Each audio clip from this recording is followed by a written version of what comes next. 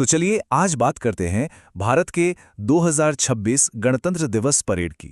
ये सिर्फ एक सालाना समारोह नहीं था, बल्कि भविष्य के भारत का एक बहुत बड़ा स्टेटमेंट था। आइए इसे परत दर परत समझते हैं।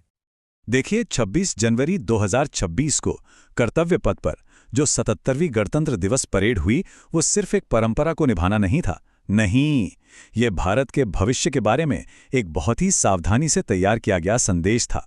तो चलिए जरा गहराई से देखते हैं कि इसमें क्या क्या खास था। इस साल की परेड ना कई मायनों में ऐतिहासिक थी। इसमें पहली बार ऐसी कई चीजें शामिल हुईं जो इनोवेशन और आत्मनिर्भरता की तरफ बढ़ते भारत की एक बिल्कुल नई तस्वीर दिखाती हैं। इसमें 4 बड़े डेब्यू हुए जिन्होंने सबका ध्यान अपनी ओर खींच लिया, और इनमें से हर एक भारत की एक नई और बहुत जरूरी सैन्य क्षमता को दिखाता है।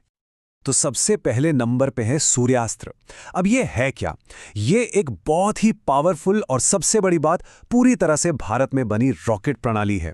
ये इस बात का संकेत है कि भारत अब लंबी दूरी तक सटीक हमला करने की क्षमता में एक नए दौर में दाखिल हो चुका है। इसके बाद परेड में पहली बार मार्च करती हुई दिखी भैरव बटालियन। ये एक बिल्कुल नई कमांडो फोर्स है। मतलब इसका काम है मुश्किल से मुश्किल जगहों पर बिजली की तेजी से एक्शन लेना। फिर आई शक्ति बाण रेजिमेंट, और ये आज के जमाने की लड़ाई का एक बहुत बड़ा संकेत है, क्योंकि ये यूनिट पूरी तरह से ड्रोन वॉरफेयर यानी मानव रहित युद्ध पर फोकस करती है। ये दिखाता है कि भारतीय सेना कितनी आधुनिक हो रही है। और हाँ, एक ऐसा डेब्यू भी हुआ जो शायद किसी ने सोचा नहीं होगा। एक एनिमल कंटिंजेंट यानी एक पशु दल। ये उन जानवरों को सम्मान देने के लिए था जो वहां काम आते हैं, जहां बड़ी बड़ी मशीनें और टेक्नोलॉजी भी जवाब दे जाती हैं। अच्छा, तो ये तो ही वो चीजें जो पहली बार दिखें, लेकिन असली बदलाव सिर्फ नए साजो सामान में नहीं था, बल्कि परेड के पूरे अंदाज में, सेना के खुद को पेश करने के तरीके में एक जबरदस्त बदलाव था। अब ये बहुत इंटरेस्टिंग है। देखिए, पहले क्या होता था? सिंपल मार्चिंग, लेकिन इस बार फेज्ड बैटल एरे या कहें चरणबद्ध युद्ध व्यूह अपनाया गया। मतलब ये सिर्फ एक मार्च नहीं था, ये असल जंग के मैदान की एक झलक थी कि सेना कैसे तैनात होती है। इसने परेड को सामरिक तौर पर बहुत महत्वपूर्ण बना दिया। और इस बदलाव को समझने का सबसे अच्छा उदाहरण है 61st कैवलरी रेजिमेंट। सोचिए, ये रेजिमेंट हमेशा अपनी शानदार सेरेमोनियल यूनिफॉर्म के लिए जानी जाती है, पर इस बार इतिहास में पहली बार वो फुल कॉम्बैट गियर में थे। ये विरासत से ज्यादा ऑपरेशनल तैयारी का प्रतीक बन गया। तो ये तो हुई मिलिट्री पावर की बात, लेकिन परेड का दूसरा बड़ा हिस्सा हमेशा की तरह भारत की संस्कृति का जश्न था। और इस बार भी ये बहुत शानदार था, जिसे एक खास थीम ने एक साथ जोड़ा हुआ था। और वो थीम थी वंदे मातरम के 150 साल। हमारा राष्ट्रगीत, जिसे बंकिम चंद्र चट्टोपाध्याय ने 1875 में लिखा था, उसकी 150वीं वर्षगांठ इस परेड का केंद्रीय भाव थी।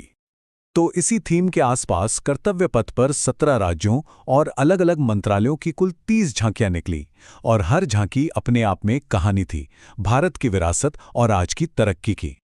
अब बात करें कि कौन जीता, तो जजों की पसंद में टॉप 3 रहे महाराष्ट्र, जम्मू कश्मीर और केरल। महाराष्ट्र ने आत्मनिर्भरता दिखाई, जम्मू कश्मीर ने अपनी कला और केरल ने इनोवेशन को दर्शाया। ये दिखाता है कि देश में कितनी विविधता है। अच्छा, अब आते हैं परेड के एक और बहुत जरूरी पहलू पर। यह परेड सिर्फ देश के लिए नहीं थी, इसमें पूरी दुनिया के लिए भी एक साफ संदेश छिपा था। कूटनीति और वायु शक्ति का एक जबरदस्त कॉम्बिनेशन। और ये संदेश शुरू हुआ चीफ गेस्ट से। ऐसा इतिहास में पहली बार हुआ कि यूरोपियन यूनियन की टॉप लीडरशिप, मतलब यूरोपीय परिषद और यूरोपीय आयोग के दोनों अध्यक्ष एंटोनियो कोस्टा और उर्सुला वॉन डे लेयन एक साथ चीफ गेस्ट बनकर आए। और ये सिर्फ एक फॉर्मेलिटी नहीं थी, ये दिखाता है कि भारत और ईयू के रिश्ते कितने गहरे हो रहे हैं, खासकर तब जब दोनों के बीच एक बहुत बड़े फ्री ट्रेड एग्रीमेंट पर बात चल रही है।